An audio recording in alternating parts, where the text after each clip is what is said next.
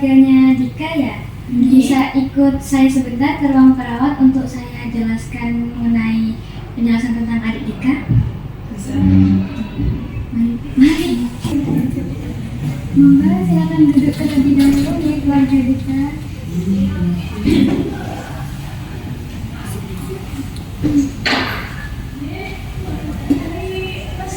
Sore keluarga Dika, perkenalkan saya Perat Anissa dan teman saya Perat V yang bertugas pada sore hari ini.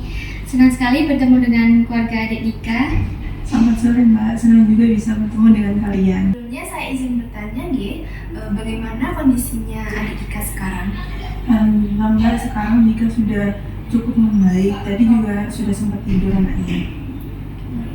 Tapi nurse, tadi Dika itu sempat mengeluh sesak lagi, bahkan bibirnya itu sampai kebiruan gitu. Saya mengerti Kak, hal ini pasti membuat keluarga merasa lebih khawatir kepada kondisi adik Dika. Namun dari hasil pemeriksaan dokter, memang adik Dika ini mengalami asma. Sebelum saya menjelaskan lebih rinci lagi, saya ingin mendengar dari keluarga adik Dika bagaimana kondisi Dika sebelum kambuh, apakah sering batuk atau sesak gitu? Iya Mbak, kalau malam Dika tuh sering batuk-batuk gitu. Apalagi kalau habis main sama kucing itu biasanya sampai pilek juga.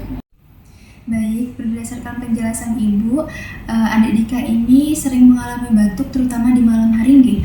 Kemudian ada keluhan sesak nafas dan gejalanya muncul ketika ada faktor pencetus seperti saat bermain dengan hewan peliharaan, terus terkena paparan debu seperti itu nggih. Lalu biasanya apa yang keluarga lakukan pada saat adik Dika mengalami kambuh? Itu kita suruh Dika buat duduk, terus kita kasih minum. Tapi kalau misal gejalanya itu udah parah banget ya baru kita bawa ke RT. Baik, jadi selama ini keluarga sudah berusaha memberikan pertolongan pertama ya untuk membantu adik Dika. Tapi jika gejalanya muncul semakin parah, memang butuh bantuan medis segera ya. Tapi Mbak, kayaknya itu bukan asma deh, soalnya ayahnya Dika itu dulu juga sering gitu batuk pilek, terus saat cuacanya dingin, tapi ya sendiri. Baik, saya paham Nek, memang mungkin gejalanya mirip dengan batuk biasa. Tapi dari hasil pemeriksaan, adik Dika ini punya tanda-tanda khas bahwa dia tuh mengalami asma.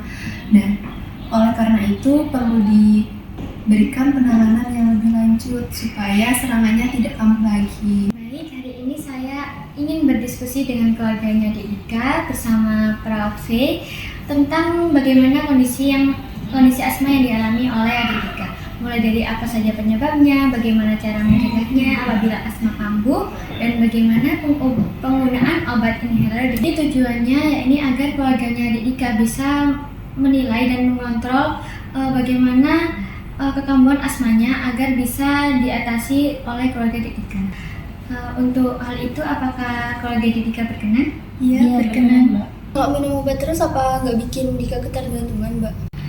Wah, pertanyaan bagus Nek. Jadi obat asma ini tidak menyebabkan ketergantungan ya. Justru obat ini diberikan supaya saluran nafasnya bisa lebih lancar dan meminimalisir kekambuhan asmanya adik Dika. Jadi jika tidak dikendalikan justru asmanya bisa kambuh lagi. Begitu Nek. Oke deh Mbak, saya ikuti instruksi Mbak.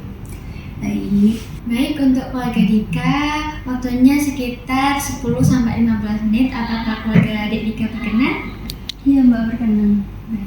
Baik, untuk keluarga adik Dika, apakah berkenan jika kita melakukan sesi edukasinya di ruangan ini? Iya, di sini aja Mbak. Baik, untuk ibu dan keluarga adik Dika, saya ingin bertanya, apakah untuk beberapa minggu terakhir adik Dika sering mengalami sesak atau batuk pada malam hari? Iya sering Mbak, apalagi kalau misalkan habis main atau cuacanya dingin gitu pasti kambuh. Keluhan sesak apa pernah sampai parah banget ya, sampai nggak bisa bicara atau sampai harus dilarikan ke rumah sakit? Oh, pernah sekali Mbak waktu itu. Dan itu tuh kita udah panik banget. Baik, jadi adik Dika ini memiliki serangan yang cukup mengganggu ya untuk kegiatan sehari-hari. Lalu apakah ada riwayat lain seperti alergi debu atau makanan-makanan tertentu, atau juga bisa dari riwayat keluarga? Apakah keluarga memiliki riwayat asma begitu. Di makanan kurang tahu ya mbak saya, tapi dulu memang ayahnya itu sering batuk pilek saat cuacanya dingin. Jadi ada kemungkinan dari faktor keturunan juga ya Nek? Iya. Baik, kalau Dek Dika, jadi berdasarkan hasil pemeriksaan dokter dan keterangan dari keluarga Dek Dika ini mengalami asma bronkial dengan gejala batuk dan sesak terutama pada malam hari, serta memperburuk jika ada pencetusnya seperti kucing dan aktivitas fisik yang berat. Tujuan kita adalah membantu untuk mengontrol asmanya agar serangan tidak sering muncul, begitu keluarga Dika. Iya Mbak, kita paham. Betul ya mbak, asma bukan batuk biasa. Iya betul Nek, tapi keluarga jangan khawatir karena kalau pengobatannya tepat, adik pasti bisa sembuh lagi kok. Baik, saya sebelumnya menjelaskan dulu nih kenapa bisa timbul gejala-gejala itu. Nah, gejala itu timbul karena beberapa faktor. Yang pertama karena udara dingin, debu, terus bisa juga karena bulu hewan peliharaan. Nah, jadi keluarganya Adik Dika ini harus jaga supaya adik tidak terpapar alergen yang saya sebutkan tadi, seperti itu. Oh, berarti kayak gini ya Mbak, Dika itu harus hati-hati sama kucing karena kucing itu merupakan salah satu faktor pencetus dari asma yang dialami oleh Dika itu sendiri. Betul sekali Kak, sebaiknya sementara dibatasin dulu untuk megang-megang kucingnya begitu, supaya nggak kena bulunya. Sebelumnya saya ingin bertanya dulu kepada keluarga Dek Dika, apakah Dek Dika pernah mengonsumsi obat untuk sesak nafasnya nih? Iya Mbak, pernah waktu itu pas sesaknya parah itu dibawa ke rumah sakit terus dikasih obat sama dokternya. Kalau boleh tahu nama obat-obatnya apa saja ya Bu? Kalau nama obatnya saya lupa Mbak. Baik, di sini saya jelaskan sedikit ya tentang obat-obatan yang biasa digunakan untuk mengatasi asma. Di sini ada 2 jenis. Yang pertama itu ada obat pelega. Nah, ini biasanya digunakan saat Adik Dika mengalami serangan. Jadi obatnya itu kerjanya cepat. Kemudian jenis yang kedua yaitu ada obat pengontrol yang diminum secara rutin untuk mencegah serangannya kambuh, seperti itu. Baik, tadi kan sudah dijelaskan oleh Perawat V tentang apa saja obat yang dapat digunakan saat serangan asmanya Dek Dika itu kambuh. Nah, baik, sekarang saya akan mengajarkan bagaimana cara penggunaan salah satu obat yang sudah disebutkan oleh Perawat V tadi, yaitu inhaler. Mohon diperhatikan untuk keluarga Dek Dika ya. Nah, jadi inhaler itu seperti ini ya untuk keluarga Dek Dika. Jadi nanti keluarga Dek Dika bisa memperhatikan cara letakannya, yaitu dengan cara ditegakkan lalu nanti dikocok. Nah, jadi posisinya seperti ini ya. Untuk cara penggunaannya sendiri, pertama inhalernya bisa dikocok dulu, kemudian buang nafas. Setelah buang nafas, inhalernya tadi udah dikocok, diletakkan di depan mulut.